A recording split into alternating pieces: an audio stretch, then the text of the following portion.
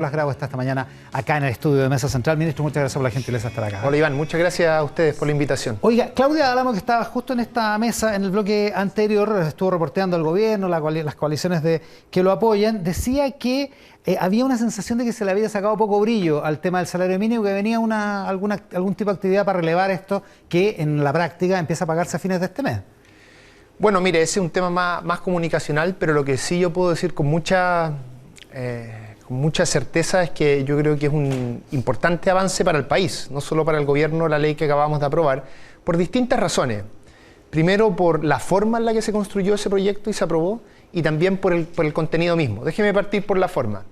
Este es un proyecto que surge de un acuerdo de la ministra del Trabajo y el ministro de Hacienda con la Central Unitaria de Trabajadores respecto al salario mínimo mismo, y por otro lado, en mi caso, es un acuerdo desde el Ministerio de Economía con las principales organizaciones de las empresas de menor tamaño. Un acuerdo en este caso inédito, es decir, nunca había habido un aumento del salario mínimo en el que estuvieran involucradas las empresas de menor tamaño, además de todas las otras cosas que acordamos en ese texto respecto a una agenda futura. Y después respecto al contenido. El contenido, este es el aumento del salario mínimo en términos reales, es decir, por sobre la inflación, más grande desde 25 años, desde el 98 es el precedente que existe, y el 90, esas son las dos cifras comparables, la del 98 y el 90. O sea, entrando la democracia y después en el medio de la crisis. Claro. Por otro lado, con un apoyo importante a las familias para que puedan cubrir el alza de la inflación, ¿no es cierto? Y por último, en lo que a mí me compete, con un subsidio inédito a las empresas de menor tamaño para que justamente puedan pagar el salario mínimo. Ya, todo eso que suena lo que hace entonces... ese subsidio, sí, un detalle, lo que hace ese subsidio es que en el fondo le dice a las empresas, mire, usted cubre hasta la inflación, la parte del aumento del salario mínimo que tiene que ver con la inflación, y el Estado cubre la parte real. La diferencia. Sí. Todo lo cual hace más o menos razonable esta crítica que surge desde el interior del gobierno o desde el interior de la coalición, en términos de que se le sacó poco brillo. Tiene sentido eso. O sea, que quedó medio bueno, eso depende de muchas cosas, ¿no es cierto? A veces sale uno trabaja 3 semanas en esto, o más, incluso construyendo los acuerdos, en fin, y después un día hay otra noticia y después se habla de otros temas. Pero la gracia es que justamente en estos espacios podemos conversar con más detalle de esta agenda. Oiga, a propósito de conversar, a propósito del salario mínimo, estuvo dando vuelta este fin de semana, me parece, una frase suya que me parece que evidentemente está sacada de contexto respecto de que los chilenos no compran en dólares, sino que compran en pesos. Se lo dijo Eduardo Fuentes en la red. Y me llamó la atención porque Isabel Pla, en su columna del Mercurio, dice que usted dijo algo así como que el alza del dólar no afectaba a la economía de los chilenos, o no afectaba a los chilenos. Y yo dije, imposible que el ministro de Economía haya dicho eso, entonces fui a buscar la fuente. ¿Qué pasó realmente? Muchas gracias en su argumentación? Agradezco el beneficio de la duda en eso. Mire, efectivamente yo no dije lo que... En Tele 13 Radio, ministro, así que... efectivamente no es lo que yo señalé que se afirma en esa columna. El tema es el siguiente. A mí en una entrevista en la red se me hace la siguiente pregunta. Se dice, mire, si usted toma el salario mínimo actual y el de hace unos 5 o 6 años y los pone en dólares de ese momento, de esa fecha, claro, son parecidos. Entonces lo que yo dije es que no era una comparación adecuada. Claro, pero el tipo de cambio puede ser, digamos, es perfectamente posible. No, el cálculo está bien. Claro. Lo que pasa es que no está bien evaluar el salario mínimo en esos términos. ¿Por qué? Porque acá lo que importa es qué uno puede comprar con el salario mínimo. Eso en términos económicos significa que lo que importa es el salario mínimo real, o sea, el aumento real. Es decir, le doy un ejemplo. Nosotros estamos aumentando a agosto del 2022 14% en términos nominales, el salario mínimo. Eso es pasar de 350 a 400.000. ¿Ya? La inflación esperada es en torno a un 7%. Digo esperada porque todavía no sabemos la inflación de esos meses de aquí a julio, ¿no es cierto? Eso significa que este aumento es un poco más que un 7% real. Ese 7% real es lo que importa, porque es el aumento del salario mínimo por sobre la inflación. Claro. Y eso es lo que yo comenté. Eso es lo que en términos económicos te permite dar una idea de en cuánto está aumentando el poder adquisitivo de las personas a propósito de este aumento del salario mínimo. ¿Significa eso que el precio del dólar es irrelevante para esta discusión? No. Pero el precio del dólar solo es relevante porque afecta a la inflación. Claro. Es decir, o sea, afecta a los chilenos. Afecta a la inflación porque, por ejemplo, nosotros importamos algunos bienes. Cuando sube el precio del dólar, la importación de esos bienes es más cara y eso termina afectando a la inflación. Pero el precio del dólar per se no es relevante, solo importa a través de la inflación. Solo importa a través de la inflación, y por eso es que cuando uno compara alza de salarios mínimos, lo que tiene que hacer es discutir cuál es el alza del salario mínimo real. Y es esa alza el salario mínimo real, la que es la más grande de los últimos 25 años. Ahora, a propósito de la inflación, Claudio Álamo también decía que en el Partido Comunista había la idea de pedirle al gobierno un paquete especial de medidas de ayuda por el tema de la inflación. ¿Usted sabe de eso? ¿Hay alguna posibilidad de que esto vaya flotando, adquiriendo cuerpo al interior del gobierno? Desconozco ese tema en particular. A nuestro juicio, el gobierno ha hecho una serie de iniciativas que están abordando el tema de la inflación. Por supuesto, el gobierno siempre tiene que ir evaluando los distintos escenarios, ¿no es cierto? Pero lo que hemos hecho hasta ahora a mí me parece que ha atacado el problema. Déjeme dar algunos ejemplos de esto. Por un lado, hay una serie de precios que en los gobiernos, en los cuales el gobierno puede incidir directamente. Piense usted el precio de los combustibles que reciben las personas, el precio del transporte público. Ahora incluso estamos mandando una reforma para efectos del precio de la electricidad y también el precio de las parafinas. En todos estos casos, el gobierno está tomando un conjunto de medidas para que la presión inflacionaria que viene del extranjero no impacte a las familias. No impacte inmediatamente. Inmediatamente. Entonces, desde el punto de vista de las cosas en las que podemos afectar directamente, estamos trabajando. Segundo, uno de los elementos más importantes que debe manejar el gobierno para efectos de no aumentar la inflación es ser responsable en términos fiscales. Cuestión que, bajo el liderazgo del ministro Marcel, estamos empujando también como gobierno. Y tercero, estamos haciendo un conjunto de ayudas. O sea, primero el salario mínimo, bueno, que no es una ayuda, el salario que merecen las personas. Eso, que esté muy por sobre la inflación, va a ayudar a la familia. Segundo, las ayudas que este mismo proyecto incluye respecto a cómo cubrir esta alza inflacionaria con ayudas monetarias concretas por todos los meses para familias que reciben el subsidio único familiar, que están en Chile Solidario o la asignación familiar. Es decir, estamos haciendo un conjunto de cosas, también a través de Chile Apoya. ¿Es o no suficiente esto? ¿Tiene que ir o no cambiando a futuro? Son cosas que siempre un gobierno tiene que ir evaluando, pero lo que yo sí considero justo decir es que el gobierno está haciendo un esfuerzo importante para apoyar a la familia en esta situación económica que no es simple. Es complicado porque mucho apoyo termina también siendo un incentivo para la inflación, digamos, que es lo que se quiere atacar. Es que todo depende de cómo se hace ese apoyo, ¿cierto? Si hubiéramos, por ejemplo, hecho el retiro generalizado, como se proponía en algún momento, ese es un apoyo, pero que tenía tremendos efectos macroeconómicos. Cuando uno hace los apoyos como lo estamos haciendo en la actualidad, que son a grupos específicos, a sectores económicos que están rezagados como el turismo, que es lo que contempla Chile Apoya, o subiendo el salario mínimo, todo además en un contexto en que lo hacemos responsablemente en términos fiscales, es decir, no saliéndonos de nuestro marco presupuestario. Cuando las cosas se hacen así, es compatible ayudar a las familias que más lo requieren en conjunto con no generar desequilibrios macroeconómicos. Ministro, el gobierno nombró a una nueva presidenta del directorio en ENAP, también nombró el otro cargo de director que estaba vacante, y ahí había un conflicto entre el ministro de Energía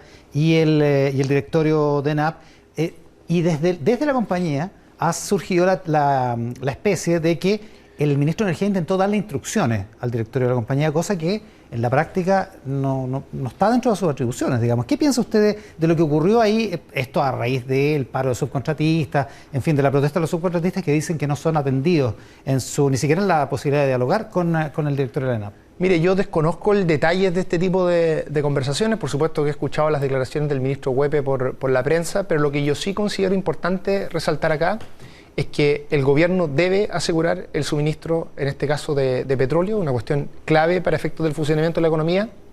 Y a mí me parece que... Por lo tanto, el bloqueo no es legítimo. A mí me parece que el desarrollo, las políticas que en general ha tomado el gobierno al respecto, y en particular el rol del ministro Huepe, justamente ha permitido que no se ponga en cuestión aquello, que creo que es lo más importante desde el punto de vista del gobierno. Otra cosa, por cierto, es que es importante producir esto a través del diálogo, y yo creo que el gobierno, no solo en ese ámbito, sino en otros ámbitos, ha contribuido a aquello. ¿Sabe por qué se lo pregunto? Porque si subyace esta idea de que el gobierno puede influir en las empresas públicas que por adecuaciones a la OECD, por nuestra propia legislación, son empresas independientes, autónomas, con gobiernos corporativos fuertes que permiten desligarse del poder político, bueno, ahí hay una presión, digamos, un conflicto, una tirantez.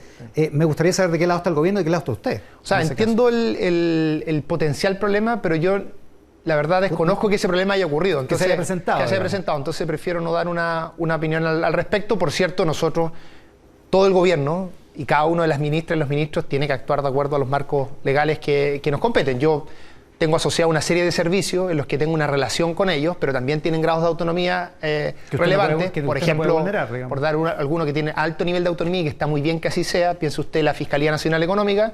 Nosotros nos juntamos con ellos, conversamos, pero en última instancia ellos son los que deciden las políticas que siguen al respecto. Y así, como me sucede a mí, le sucede a los distintos ministros y ministras, y creo que es importante que así se mantenga. ¿La Dirección del Trabajo es uno de esos servicios?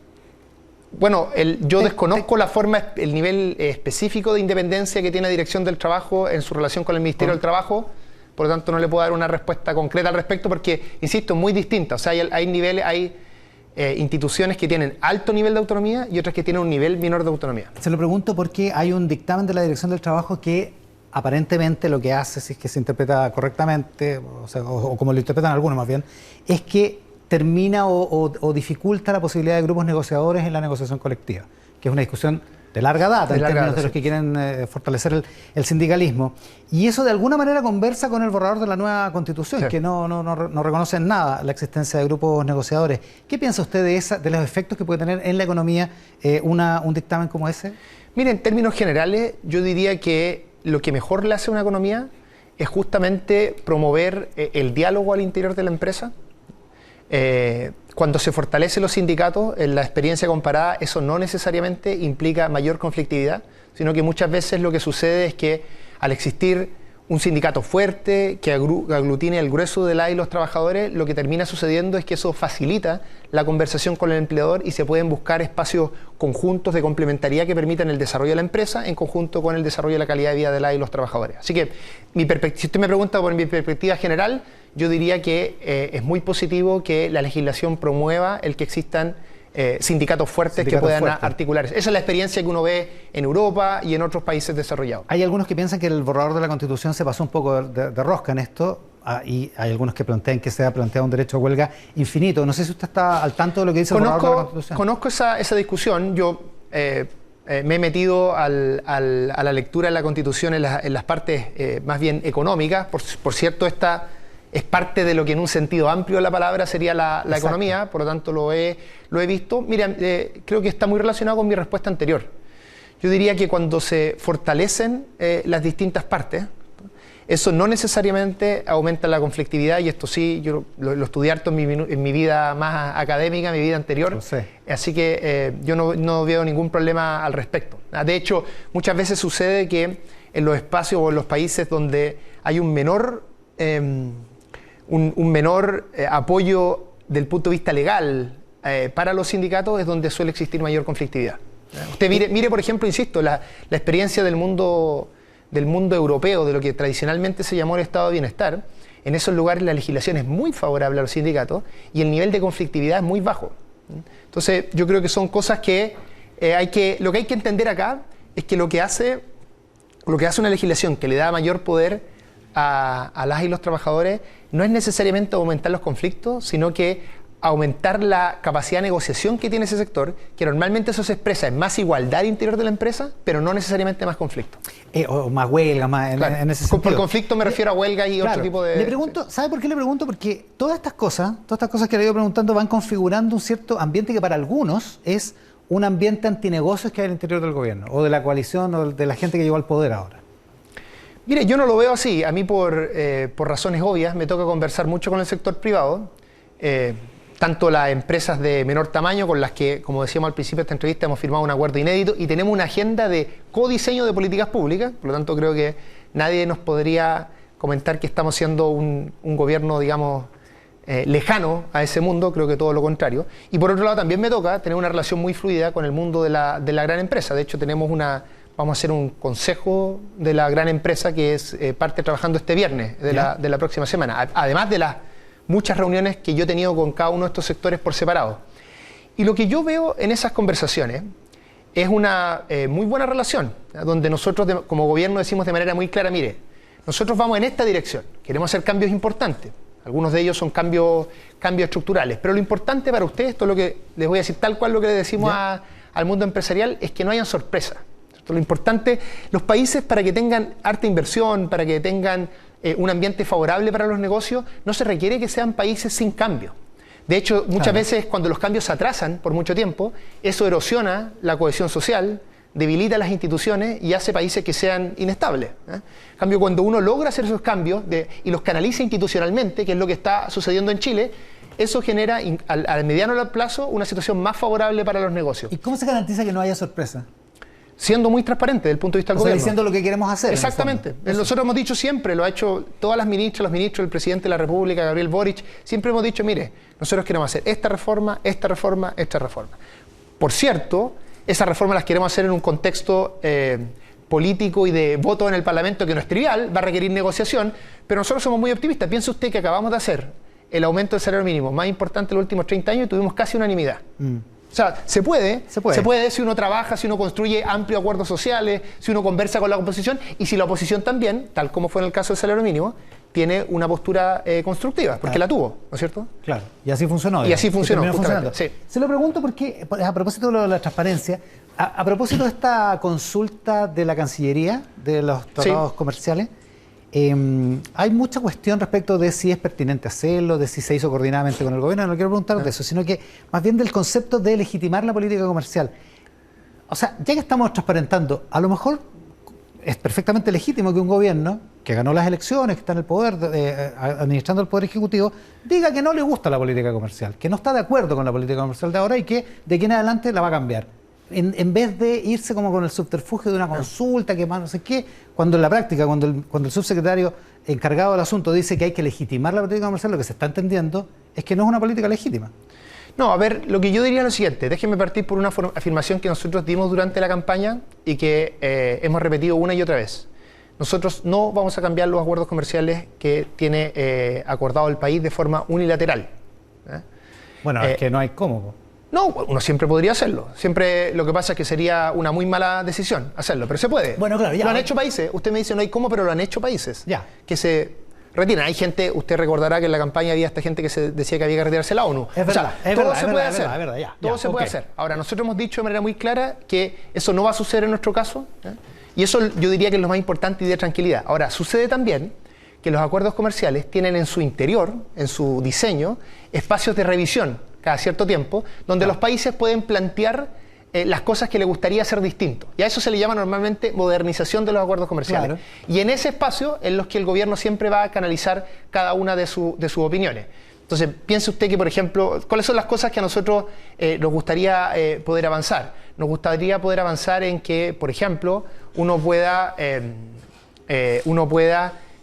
lograr sin ninguna restricción que cuando venga una inversión extranjera uno le pueda pedir a esa inversión extranjera articularse mejor con el mundo privado local, que es lo que normalmente se llama contenidos locales.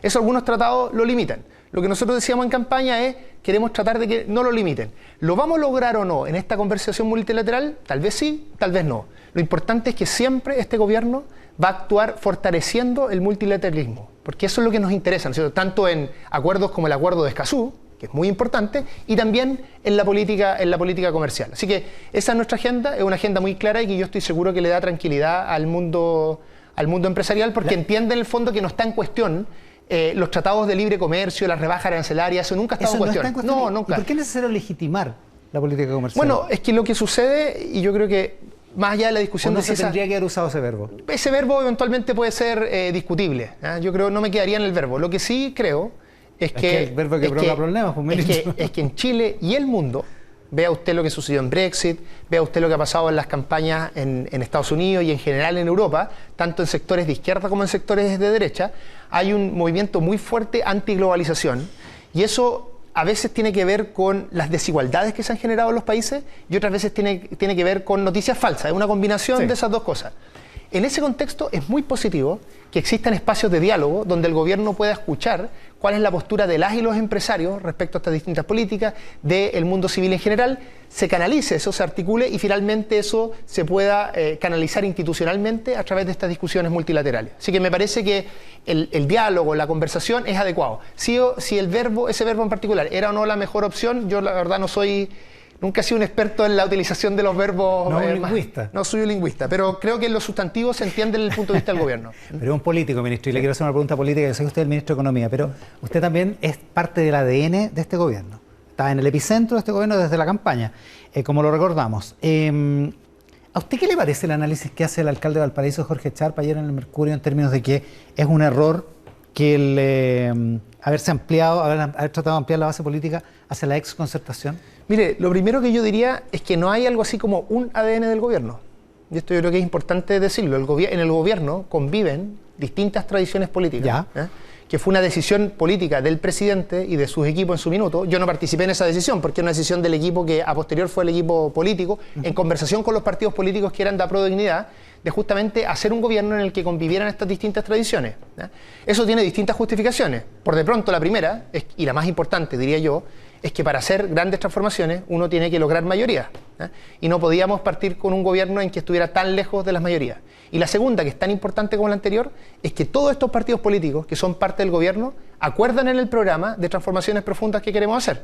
Entonces tenemos un grupo que acuerda en esas transformaciones y que se necesita para hacer esas transformaciones. Entonces la pregunta sería, ¿por qué si uno tiene un grupo que acuerda en hacer transformaciones y que es necesario para hacer esas transformaciones, no va a estar junto impulsando justamente esas transformaciones? Así que a mí me parece que el camino que ha tomado el gobierno es un camino correcto, que pone el foco no en los temas identitarios políticos, sino que en la posibilidad efectiva de mejorar la vida de las y los chilenos que están escuchando este programa. O sea, ese es nuestro objetivo. ¿Te ha equivocado el alcalde? No sé, yo tendría que escuchar y conversar con él va más largo para saber si tenemos o no aquí una diferencia, ¿ya?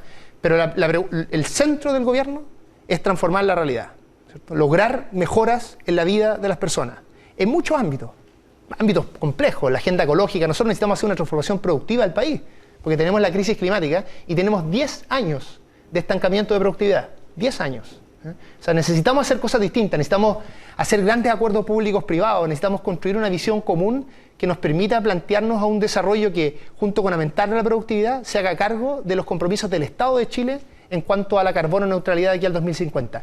Todos esos grandes desafíos, solo le estoy diciendo los desafíos de economía, piense usted la reforma de pensiones, la reforma tributaria para financiar los derechos sociales, en fin, todo eso requiere construir mayoría. Entonces, en ese sentido, creo que es correcto el diseño político que está detrás del gobierno, donde no hay un ADN, sino que hay, yo diría, por lo menos dos, ¿ya? Y está muy bien que así sea, yo no le veo ningún problema no a hay problema de convivencia. El ministro de Economía, Nicolás Grau, esta mañana acá en Mesa Central. Ministro, muchísimas gracias por la gentileza. Muchas gracias, Iván, por la invitación. Nosotros nos vamos con el saludo de otro